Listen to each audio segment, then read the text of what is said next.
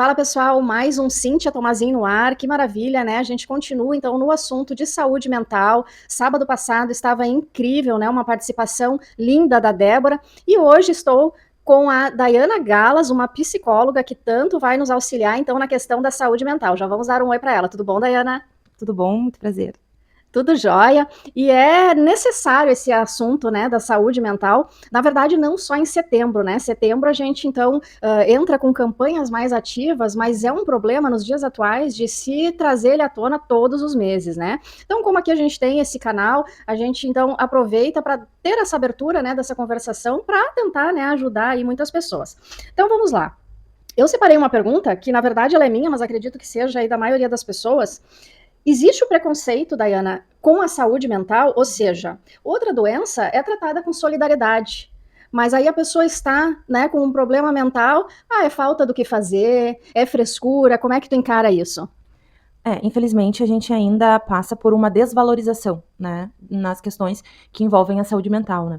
Ainda há uma valorização muito maior das questões de saúde física, né, em relação às questões de saúde mental. E isso é um grande desafio que nós profissionais da saúde mental enfrentamos, para poder cuidar dos nossos pacientes, né. Então, quando as pessoas se percebem, adoecidas, né, em relação às questões de saúde mental, primeiro elas, tendem a diminuir aquela problemática, então buscam tratamentos, entre aspas, né, alternativos, não buscam os tratamentos que são os recomendáveis, o que acaba cronificando muito a situação. Os familiares, né, muitas vezes não dão a importância que aquilo tem, então muitas pessoas chegam e sem um familiar junto, acham que a família vai ter um preconceito muito grande em relação àquilo, não encaram os tratamentos com a seriedade que eles precisam, o que vai só piorando a situação. Então, para além da complexidade que a gente tem hoje nas questões de saúde mental, essa questão da desvalorização, principalmente da seriedade e do quanto isso pode vir a prejudicar, ainda é um grande desafio que a gente enfrenta. Eu já tinha selecionado, na verdade, uma outra pergunta que tu já respondeu aqui, e eu ia te perguntar, então, se os pacientes, eles chegam sozinhos, né, eles buscam essa ajuda, então percebem que realmente não estão bem, ou se é um familiar que traz eles, né, no consultório e tal, né, já para, então, ter um acompanhamento. Então, na maioria das vezes, acaba realmente sendo essa solidão. Uhum. A gente tem as duas situações, né? Tanto a situação em que o paciente se sente sozinho, envergonhado, desvalorizado, e às vezes ele mesmo não acredita na seriedade daquilo e buscam atendimento sozinhos, e às vezes por outras vias, né? Então, assim, vão no médico clínico, vão no plantão, vão numa emergência, mas até eles chegarem no profissional de saúde mental, às vezes, na verdade, na grande maioria das vezes, eles já deram uma volta em vários outros profissionais. A gente tem esses casos.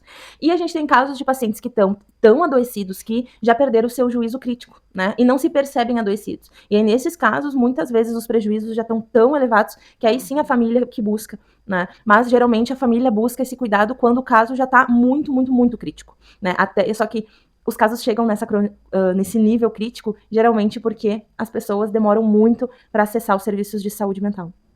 Sim, com certeza, né, na verdade o que a gente falou lá no início, existe esse preconceito, sempre se acha assim: mas quem sabe não é outra coisa, né. Parece que até a família é difícil de entender e aceitar, né, na verdade aceitar, né, com certeza. Tá, e quando eu consigo observar que é realmente preciso e necessário, opa, é sinalzinho vermelho ali, eu preciso buscar ajuda, quando tu julga assim, né, que nos dias atuais, esse turbilhão de coisas, até eu que trabalho bastante em rede social, eu sei que isso, de certa forma, se tu não usar corretamente, adoece, né, principalmente os jovens que se comparam muito, né, então quando tu acha, Dayana, assim, ó, opa, isso aqui é um sinal de alerta, vamos buscar ajuda porque eu já tô vendo que eu não tô bem.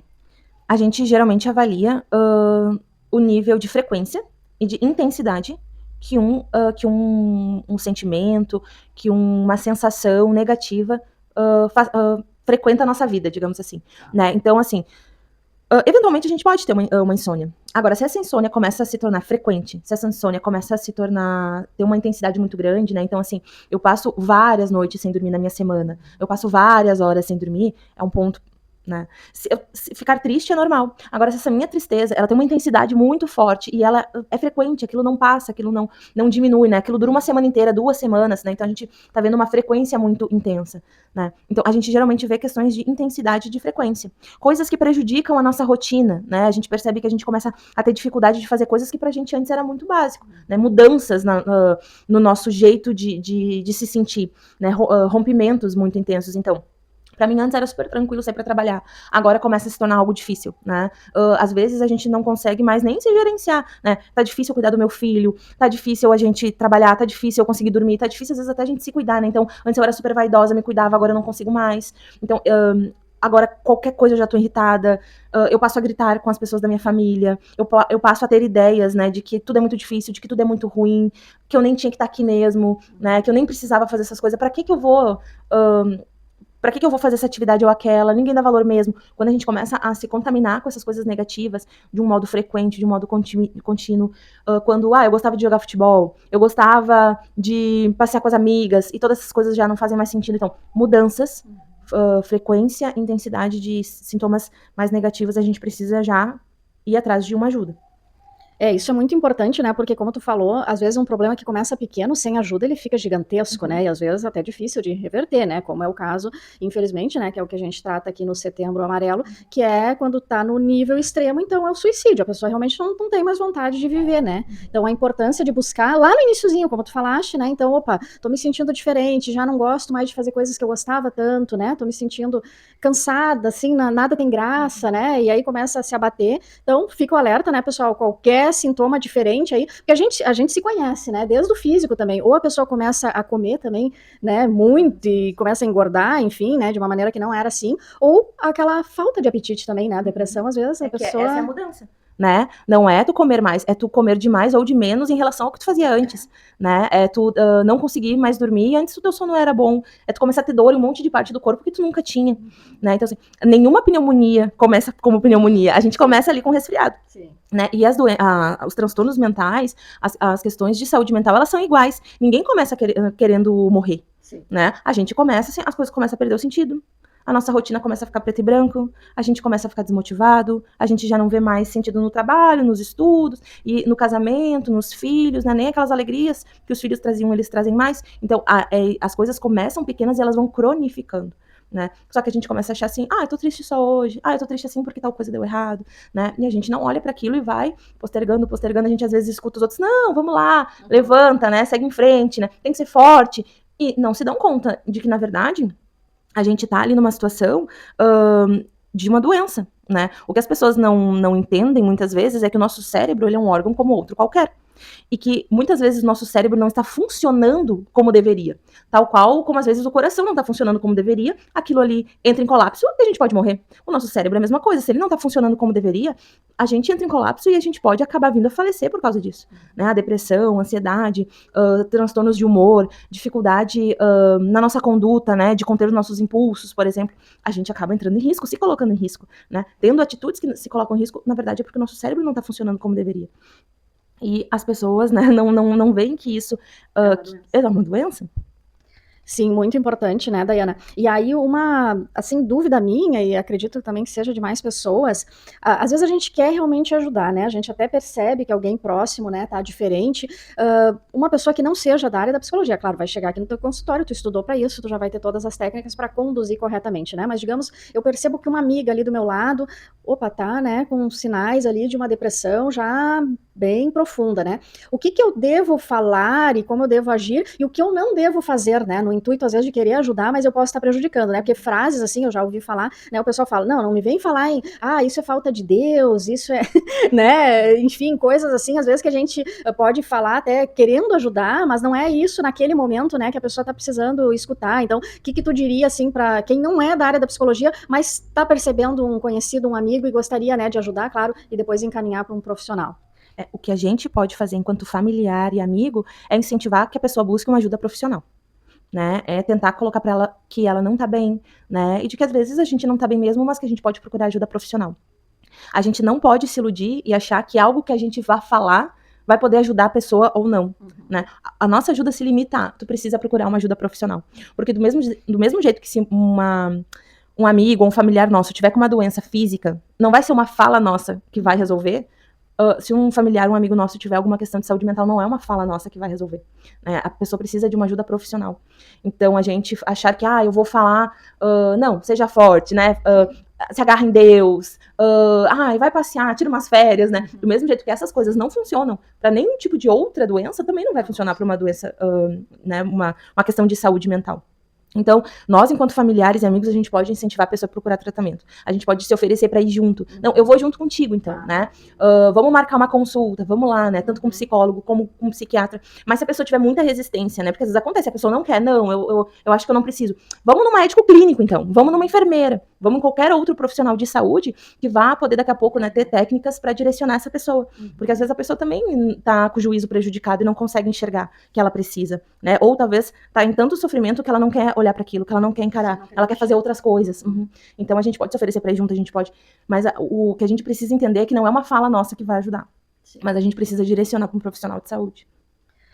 Isso é importante, né, pessoal? Então, não tentar, assim, vou resolver convidando para tomar um café. Convida para tomar um café, mas lá na conversa direciona, então, para um profissional, né? Como tu falaste, psicólogo, ou então, num caso que precisa de psiquiatra, né? E praticamente todo mundo tem um caso que conhece que foi bom, que foi legal, né? Então, assim, por exemplo, tinha uma época que eu não tava bem, né? E eu fui. E como aquilo me fez bem? Vamos lá, né? Olha só, eu também tava me sentindo assim, né? Nossa, eu passei uma semana sem dormir. Ou, até as coisas que meu filho fazia não tinham sentido e eu fui. Como isso me fez bem? Vamos junto, né? Eu até vou te indicar esse aqui, eu vou junto. Então, esses incentivos é o que a gente, enquanto familiar e amigo, né, tem de limite, né? Mas a pessoa precisa de tratamento mesmo.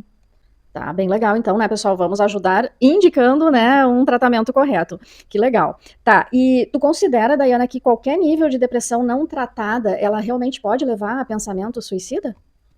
Não qualquer nível, né? Mas a depressão não tratada, ela sobe de nível, né? A gente sabe que depois de 3 episódios depressivos, é 90% a chance da pessoa ter outros, né? E que ao longo da vida ela tem em média entre 5 e 9 episódios. Então, se a pessoa não tratar, o próximo episódio ele vai ser pior, né? A gente vê, por exemplo, muitas pessoas falam coisas do tipo, mas eu fui forte e eu me curei sozinho, né? Não, essa pessoa ela tá entre um episódio e outro, né? A gente não trabalha com cura na saúde mental. Na saúde mental, a gente trabalha com o conceito de remissão de sintoma, né? Porque a gente sempre precisa ficar atento se a gente já teve algum episódio na vida, né? E o fator mais forte, né? O indício mais forte que a gente tem de que uma pessoa pode cometer suicídio é que ela já tentou antes. Então, esse é o indício que a gente tem mais forte. Então, se uma pessoa já cometeu, se uma pessoa já teve episódios, a chance dela ter de novo é muito grande. Então, por isso a importância do tratamento, da gente não achar que a gente vai se curar sozinho, de que a questão tá na base da força. Não, né? Então, sim, a depressão, ela vai cronificando, né?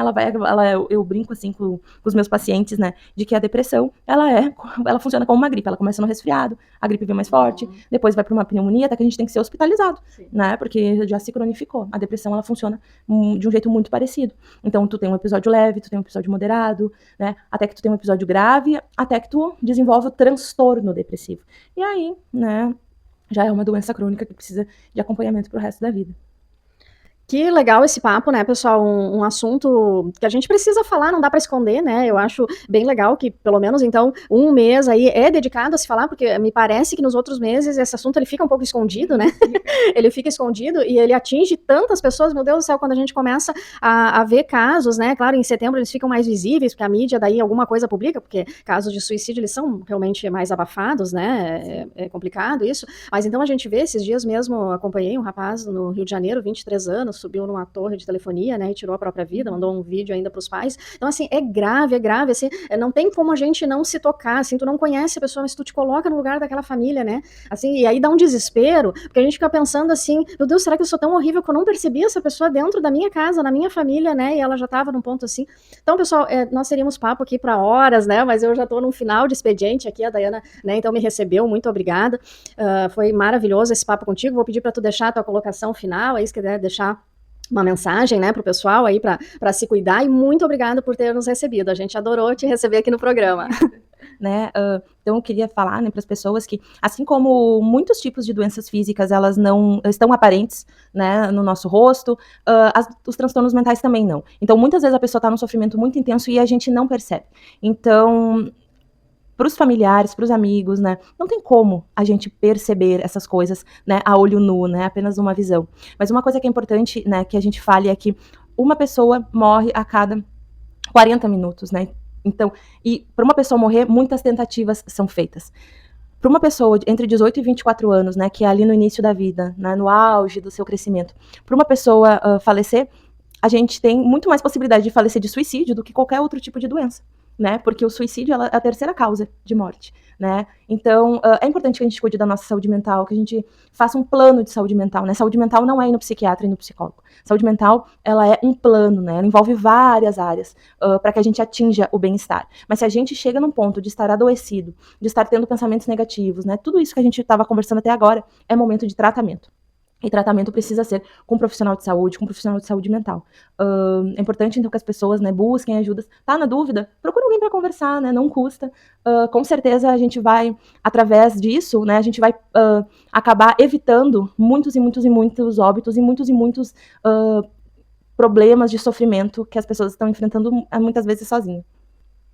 Isso aí, né, pessoal? Então, muito obrigada, Dayana, e até o próximo Cíntia Tomazin no ar. Valeu, pessoal!